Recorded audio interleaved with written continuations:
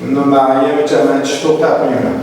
Furqat tumani tungi xizmat davomida Kaldishon qishlog'ida harakatlanib kelayotgan Cobalt rusumli transport vositasini to'xtatganimizda haydovchidan mastlik holati gumonlanib, Qo'qon shahar narkologiyaga olib kelindi. Acaba pol sen ishlagan bitding, pol bilan yozyapman. 0 pul sevgilar. Kechirsanay bo'lmaydi. Yo'q, aka bo'lmaydi. Rahmat, kechirib yuborsanay. Aka sizga bering. Davay, oxirigacha. Qo'yib yuboravermayman. Mana. Ha, bo'pti, yo. Ay.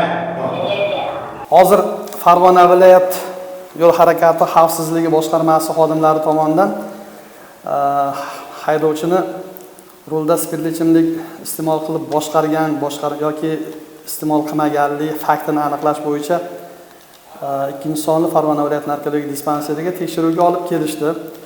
Ushbu holat bo'yicha biz tekshiruv o'tkazganimizda haydovchi mast holatda bo'lib, avvaliga tekshiruvdan o'tishdan bosh tortdi. Alkotesterini berib puflashga taklif etganimizda alkotesterga puflashdan bosh tortdi. Keyinchalik rozilik berib alkotesterni puflagan paytda 0,87 milligram litr uni nafasdan, ya'ni o'pkasidan chiqayotgan nafas tarkibida alkogol 0,87 milligram litr miqdorda borligi aniqlandi va ushbu holat bo'yicha ushbu haydovchiga uni spirtli ichimlik iste'mol qilganligi hamda mast holatda rul boshqarganligi to'g'risida bayonnoma rasmiylashtirib berildi.